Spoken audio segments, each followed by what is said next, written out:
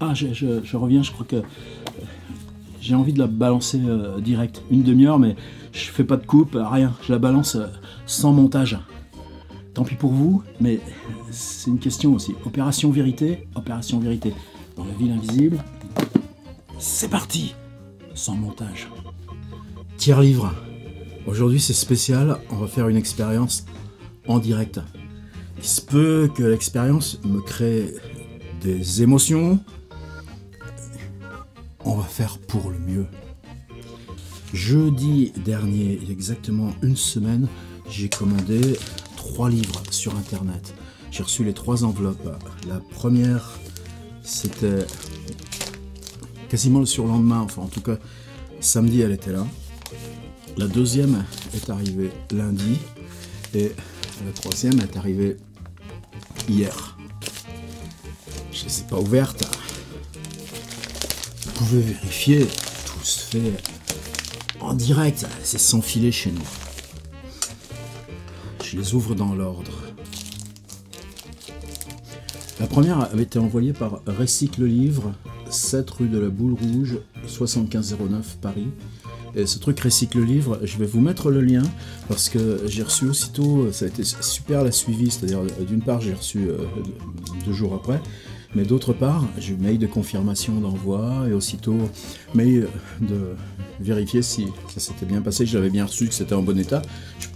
J'ai pas pu répondre puisque je ne l'ai pas ouvert, mais il y avait aussi une indication comme quoi on peut leur envoyer des livres. Simplement, on les met dans une enveloppe, on les met à la poste, on met pas de timbre ni rien, ça leur revient directement. Je ne sais pas comment ils ont fait cet arrangement, mais certainement je vais en profiter, Recycle Livre. Je trouve ça vraiment super comme idée. En plus, l'enveloppe est assez jolie. Il faudrait que je règle mon problème d'enveloppe, je les paye très cher. Ces enveloppes à bulles pour celles qui ont la gentillesse de m'acheter des livres. Ben c'est parti. C'est bien lui. C'est écrit « Dans la ville invisible ». Waouh. Super bon état en plus.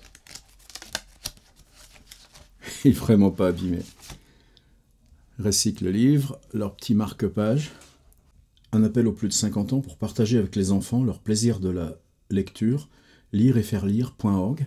Génial, vous voyez, ils font de la pub pour une asso de propagation de la lecture. Lire une action durable, un geste solidaire, un service gratuit et innovant. Et en plus, si vous leur envoyez des bouquins par ce système Recycle Livre, donc vous mettez dans une enveloppe, vous postez, c'est eux qui se débrouillent.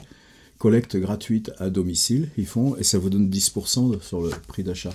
Alors combien je l'avais payé, je sais même plus. Ouais, super. On y revient de suite. Deuxième enveloppe.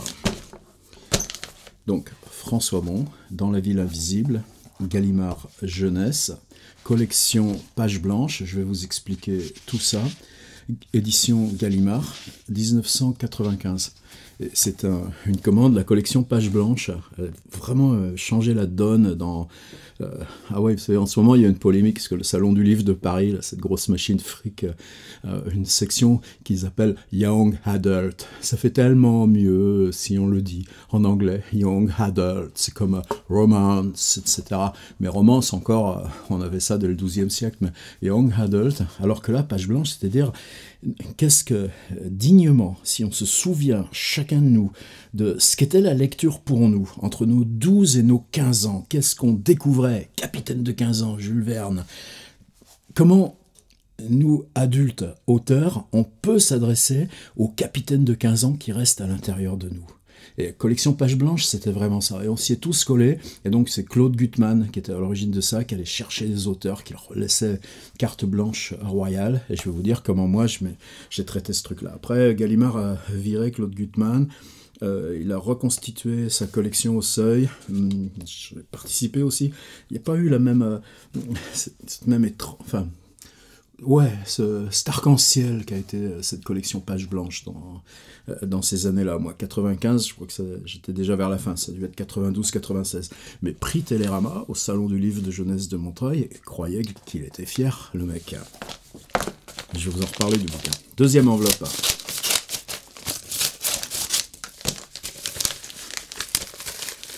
Mystère! Que croyez-vous qu'il en soit? François Bon, Dans la ville invisible, collection page blanche, Gallimard. Comme vous voyez, lui aussi est en parfait état, page blanche. Là, il y a la facture. C'est très bien parce que je vais en parler aussi. Je l'ai payé 3,05 €, total de l'expédition 2,99 €, total de l'article 6,04 €. Vous vous rappelez de tout ça, hein? Troisième enveloppe. Mystère. Et voilà. François Bon, Dans la ville invisible, Gallimard, collection page blanche. Alors là, il y a un rabat. Merci pour votre achat. C'est sympa. Il y a la photo avec... c'est difficile avec les reflets, mais si je me débrouille bien, vous voyez que c'est toute l'équipe de cette maison qui s'appelle Bouquinerie du Sarthe. La Bouquinerie du Sarthe, c'est quoi? Est une entreprise sociale qui collecte des livres, CD, DVD, jeux vidéo, disques vinyles d'occasion, afin de leur donner ensuite une seconde vie. Quel est notre objectif? Nous proposons un emploi aux personnes vivant en centre d'hébergement sociaux sur la métropole lilloise. L'idée est d'aider ces personnes à rebondir grâce à ce nouveau travail et les accompagner progressivement vers une solution de logement autonome. Ainsi, en quittant le centre d'hébergement, ils libèrent une place pour des personnes vivant à la rue. Comment créons-nous de l'emploi? Grâce à vous. C'est par un travail de collecte, de tri, de préparation de commandes que la Bouquinerie du Sarthe donne du travail à ces personnes vivant en centre d'hébergement. Par votre achat chez nous, vous participez. Je m'excuse d'être long, mais merde, si ça vaut pas le coup qu'on le lise après Recycle Livre, donc la Bouquinerie Sarthe à Lille. N'hésitez pas à nous suivre sur les réseaux sociaux, vous abonner à notre newsletter www.bouquineriedusarthe.com, Facebook, Instagram. Et merci les amis. Je les ai, les trois. Alors, je reviens sur Recycle Livre, parce que là, donc, est-ce que j'ai la facture? Non. Un des 3 livres, je l'ai payé 0,99 €. Je crois que c'était celui sur Recycle Livre. Alors, on regarde de plus près. Qu'est-ce qui nous... Je ne vous ai pas montré la tranche. Point commun sur la tranche, regardez. Un petit machin zigouigoui, scotch transparent, indiqué A, bon Bewen. Non, R, bon D. R, bon D. Je prends mon R, bon D. Sur la tranche. Deuxième tranche.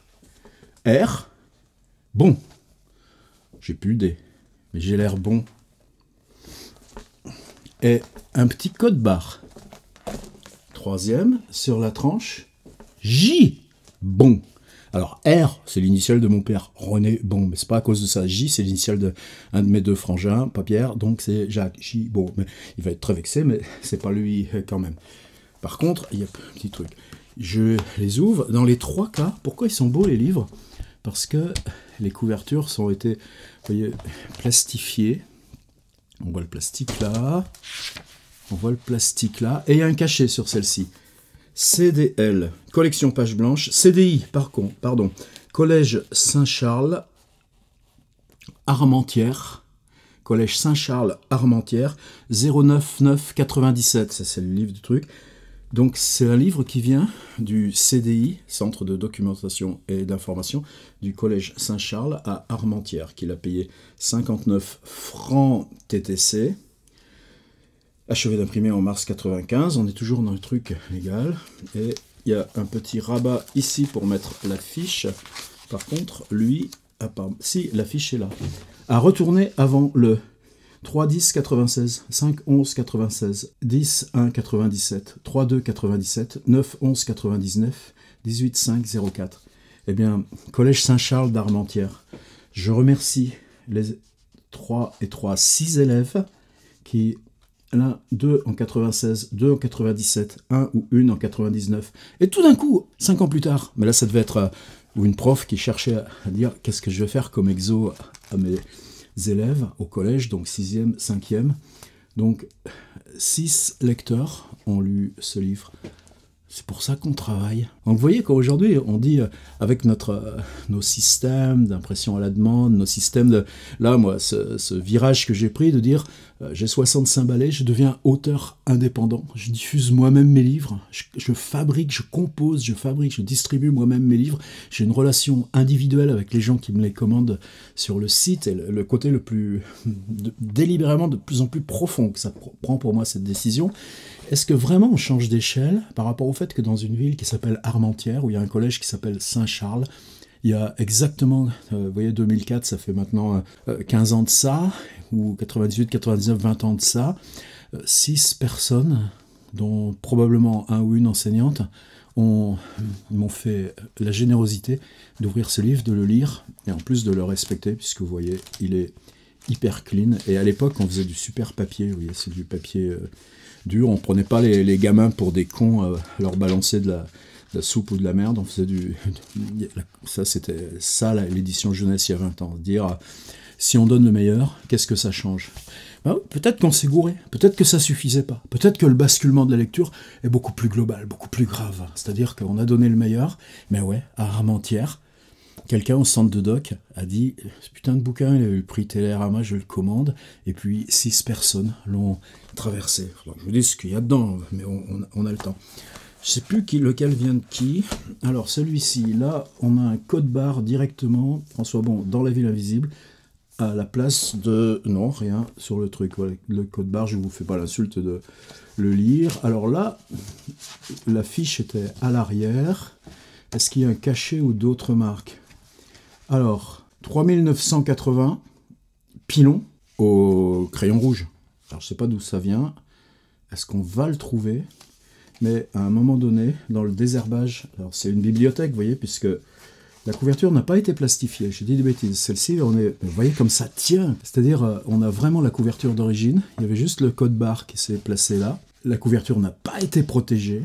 Et à l'arrière, il y avait la petite fiche. Alors, je ne sais pas d'où vient cette fiche, et à un moment donné, une bibliothécaire, dans une opération qu'on dit, nous, de désherbage, ce qui est tout à fait légitime, attention, mais c'est ça la question qu'aujourd'hui je veux poser, a pris un stylo rouge, ça par contre, waouh, là, on est dans les trucs scolaires, pour écrire, attendez, que je réouvre, où c'est, pour écrire 3980 pilons.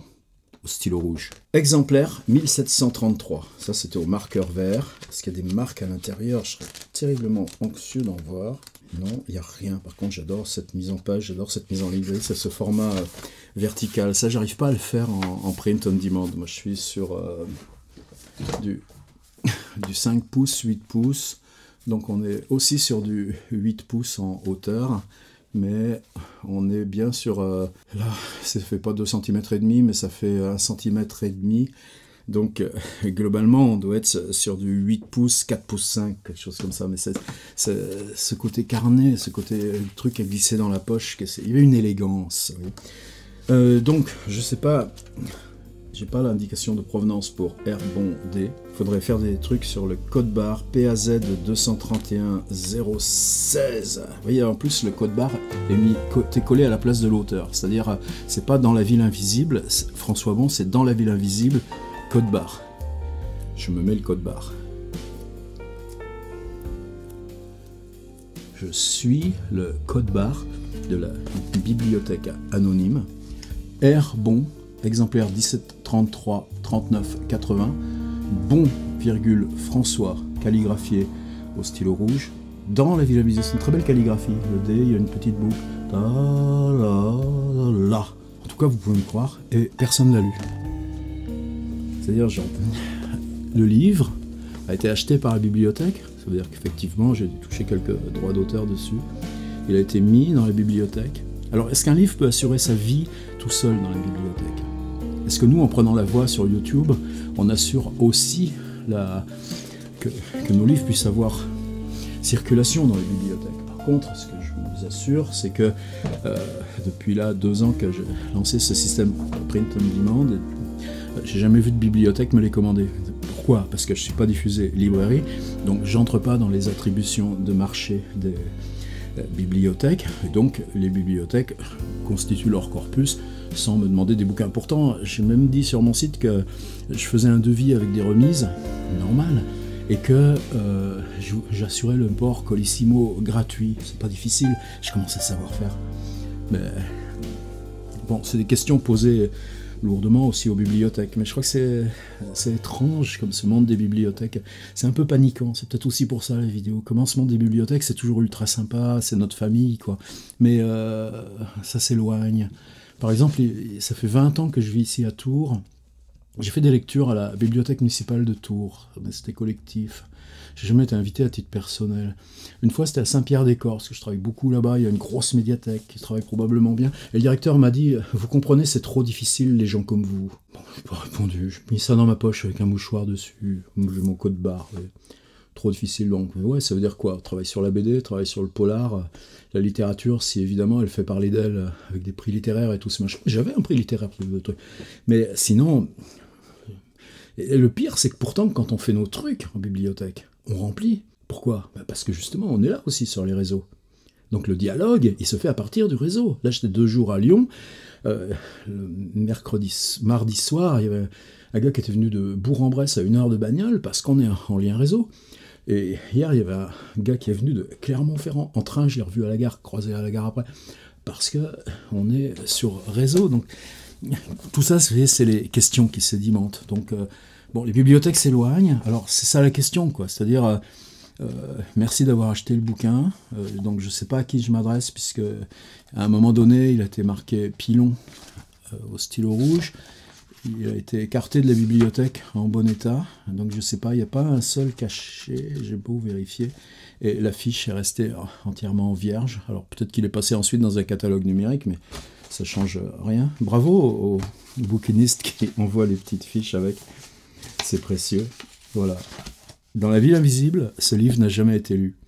Eh ben tiens, pour que ce livre soit lu une fois, je propose que si j'ai 100 commentaires sur cette vidéo, je tire au sort et vous aurez Dans La Ville invisible, Gallimard, page blanche, livre qui n'a jamais été lu depuis 1995, 23 ans.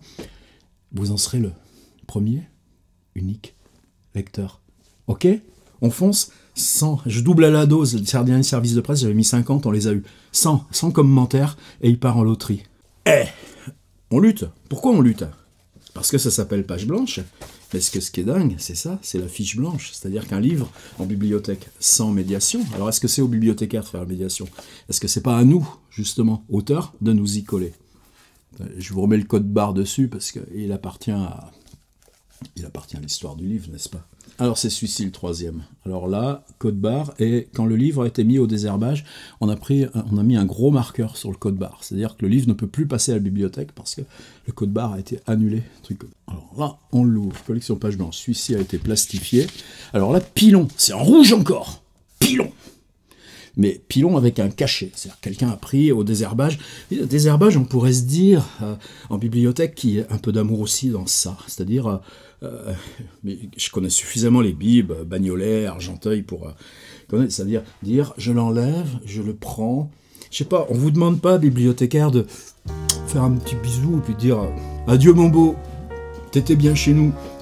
Mais vous savez, comme dans Racine, Titus Ebrilis, invisus, invisum, divisit. On s'aimait, mais on se sépare. Ah, désherbage. Où est-ce que t'as mis le cachet Pilon? Le cachet Pilon, j'avais mis... voilà.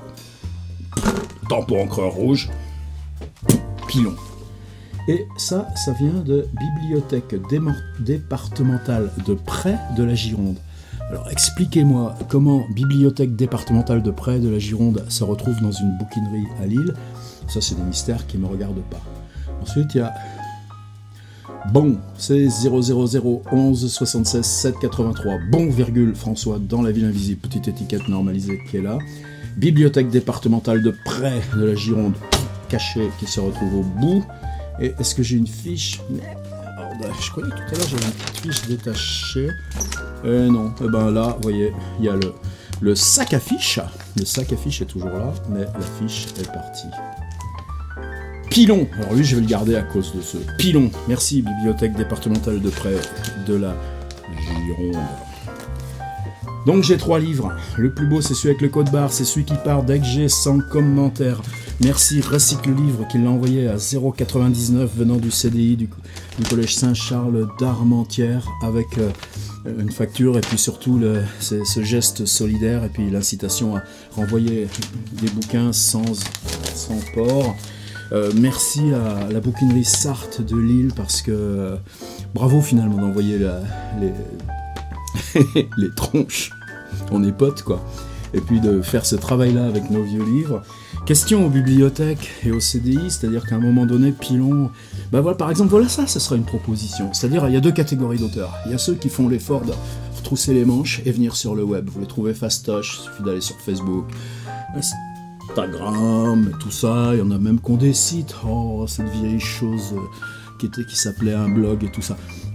On est sur les réseaux, vous nous trouvez. Plus souvent, vous nous demandez en ami, etc. Et ben, quand vous désherbez, vous dites « Hey, tu veux pas qu'on te le renvoie à ton livre ?» Putain, le plaisir, quoi. Et au moins, on se fait la bise à distance. Pour Pilon, quoi. Maintenant, c'était quoi ce bouquin pour moi? C'était en 84, 10 ans plus tôt. J'avais fait une résidence, c'était la première résidence en Seine-Saint-Denis. On avait habité au 14e étage de la tour Karl Marx, juste au-dessus de l'église Karl Marx. En bas, il y avait l'école maternelle, notre fils aîné y allait. Et le livre lui est dédié, pour ceux qui l'ont chez eux. Il doit bien exister quand même. Et la question, c'est pour moi toute l'année, c'est le livre qui a donné aussi engendré un petit peu plus tard, hein, donc c'était 86, en 88, j'ai écrit Décor Ciment, qui est un peu la trace de ça. Et quand Claude Gutmann m'a proposé de participer à Page Blanche, où je vais pas chercher le catalogue, mais j'avais plein de copains qui avaient déjà écrit dans cette collection, Didier Davinx notamment. Et Claude est devenu aussi un ami. Je me suis dit, mais comment, avec ces tours de Bobigny et tout ce qui me restait de cette année extrêmement dense, comment refabriquer du fantastique? C'est-à-dire comment moi, ce qui m'intéressait à 12-15 ans, c'était le fantastique. Et comment l'urbain peut servir de source au même fantastique. Alors j'ai décanté ça. Il est venu une histoire, attendez, je vous la cherche. Pas la vieille édition quelque part, mais c'est dans le Trace de Ernst Bloch. C'est ce livre très étrange qui est fait de fragments. On commence les chapitres avec un truc très bref, et puis ensuite chaque fragment grandit de taille jusqu'à devenir un point d'équilibre et tout ça. Et j'ai respecté ça aussi dans ce bouquin. Et dans Ernst Bloch, il y a un traitement de cette vieille légende qui évidemment est liée au pays du Nord, puisque lui est allemand, mais qu'on trouve aussi dans le Poitou, dans la Bretagne, c'est-à-dire par temps de brouillard, un village ressurgit. Et puis, une fête, un bal, on est au courant de la légende maudite, et puis à minuit, évidemment, tout cesse, et puis vous vous retrouvez tout seul sur le bout de la route, dans le brouillard. Et donc, un type qui est... Cette histoire de famille recomposée, un type que je fais travailler comme contrôleur de chemin de fer, c'est toujours la même fiche vierge, parce que on habillait aussi la voie ferrée, les lignes Paris-Est qui rejoignent Nancy, etc. L'Allemagne passe au pied des tours de Bobigny. Et donc je vais utiliser ce personnage racontant une histoire à son beau-fils, et que cette histoire c'était précisément cette légende. J'ai tissé avec ça, avec l'idée de 16e étage, évidemment, c'est comment l'imaginaire vertical remplace ces dispositions spatiales qui sont celles du Grand Monde, le village avec les rues, les fonctions, la gare de Vierzon à 14 km, et puis on va se perdre là dans l'immédiate proximité. Et pour moi, c'était l'ascenseur qui était ça, c'est-à-dire il y avait une batterie de 2 ascenseurs, régulièrement en panne, tous les problèmes, la petite trappe en bas pour passer les cercueils quand on évacue les cercueils, parce que par respect on les évacue horizontalement, donc c'était prévu mécaniquement, avec l'ascenseur drapé de noir en ce cas-là. Des fois ça sentait la pisse de chien parce que les pauvres bestiaux ils n'avaient pas réussi à attendre après avoir passé 8 heures dans l'appart, etc., etc. Bon, c'était Bobigny. En 86, ça remonte. Mais quand je revenais ça, pour moi l'idée c'était À chaque fois que l'ascenseur s'arrête, il y a du hasard, et tu tombes, et il y a un appartement, tu rentres. Et je vais utiliser mes potes. Par exemple, dans un appartement, c'est Claude Ponty qui est au travail. Dans un autre appartement, c'est Jean Echnoz. Jean Echnoz en train de parler de Locus Solus de Raymond Roussel. Donc je vais installer plein de métatextes invisibles, dans la ville invisible. Donc tous métatextes invisibles. Qu'est-ce que c'est raconter une histoire? Qu'est-ce que c'est l'enchantement que crée Claude Ponty? Et croyez que ce bouquin, du coup, moi j'y réglais. Pourquoi? C'était quoi la différence? Tu règles, c'est ton univers privé aussi. Qu'est-ce que tu imposes à tes gosses quand tu les fais vivre dans une tour au 15e étage? Voilà, c'était mon livre, Dans la ville invisible. J'avais beaucoup aimé, j'avais travaillé aussi sur ces intertitres, ces petits intertitres de chapitres que je faisais très longs, façon Don Quichotte, pour rythmer la lecture. Deuxième lettre envoyée à une vieille dame de Daoulas en Bretagne par un contrôleur de train, son fils, lors d'une étape à Rome, en Italie. Là encore, la ville de la Médicis. Ce que pensa Michel Zeit, homme des aventures fantastiques de son copain Samuel. Et j'ai un petit-fils qui s'appelle Samuel. Intermède, crépuscule de ce soir-là, pour différents personnages intéressés à la suite de cette histoire. Donc là, j'avais pris, c'était des trucs aussi où je pensais aux ateliers d'écriture que je faisais à la même époque, aussi en Seine-Saint-Denis avec des gamins de 4e, c'est-à-dire par exemple, cette espèce de croquis bref de personnages. Et c'est pour ça que je suis attaché à ce bouquin. Alors maintenant, il est plus en vente, c'est-à-dire qu'il y a une version numérique, en vente sur mon propre site. Enfin, si vous cherchez Dans la ville invisible, vous trouverez la version numérique via Immatériel. Donc j'assure cette survie. Est-ce que le numérique suffit pour continuer la survie? Là, puisque j'ai constaté qu'il n'était plus en vente, quand j'ai cherché pour vérifier, j'ai vu apparaître ces trucs de bouquiniste et j'ai dit « Ok mec, 99 centimes, 2,99 €, 3,05 €, tu peux te racheter. Rachète-toi tes livres disparus. » Ce serait beau même comme thème d'histoire, se racheter ces livres disparus. La mort après le désherbage des bibliothèques, alors que finalement ils auraient pu me les renvoyer. Ouais, c'est des questions que je lance. Je crois que je vais envoyer une lettre à Gallimard, on n'est pas en bon terme. Je vais leur dire, bon, ce livre, est-ce que vous voulez vraiment que je vous envoie des lettres recommandées pour me restituer les droits, ou est-ce que vous acceptez simplement, comme l'ont fait Minuit Verdier pour d'autres titres, gentiment, que je le reprenne et que je le réimprime? J'aurais bien envie qu'ils rejoignent ma collection tiers-livre éditeur. Voilà. Dites-moi ce que vous en pensez, discutons sur ces questions désherbage et tout ça, j'ai rien contre. Hein. C'est même passionnant. Une fois, j'ai vu le désherbage de la BPI à Beaubourg, c'est-à-dire que tous les, je sais pas, il y a de 200 bouquins là qui partaient en désherbage. C'est normal. En plus, les livres étaient usés, ils étaient morts. C'est-à-dire que la lecture des livres les plus... Et statistiquement, je vous assure que c'est vachement intéressant de regarder quels sont les livres qui s'usent le plus en bibliothèque. Puis vous savez, il y a des horreurs comme la collection Poésie Gallimard, où tous les ans on est obligé d'en racheter parce que, vous voyez, dès que vous les ouvrez, les pages tombent, les blocs se défont, ça, on ne peut pas travailler avec. J'avais vu à Bagnolet aussi, c'était étrange aussi parce que qu'est-ce qu'on fait des livres désherbés? On pourrait dire, on les donne. Prison, hôpitaux, c'est toujours ce vieux truc, la charité pour ceux qui en ont besoin. Non, c'est des marchés publics, donc pas le droit de se les approprier. Il faut veiller à leur destruction, à leur recyclage. Visiblement, il y a des fuites, des porosités. Tant mieux. Cette vidéo est trop longue, je vous dis au revoir. Si vous voulez être le premier lecteur de cet exemplaire original de Dans la ville invisible, venu d'une bibliothèque inconnue, avec sa fiche prouvant qu'il n'a jamais été lu, je fais une loterie, mais à partir de 100 commentaires seulement. Simplement, je pense que sur ces questions, il y a de quoi discuter. Et même, imaginez par exemple que ce soit le CLE ou la CDI actuelle, enfin la personne chargée du centre de doc au collège Saint-Charles d'Armentières qui disent « Ah ben finalement, on veut bien que tu nous le renvoies le bouquin. Je vous le renvoie. » En tout cas, c'est ça la discussion qu'on peut avoir là-dessous. Bienvenue, collège d'Armentières. Merci pour les 6 lectures.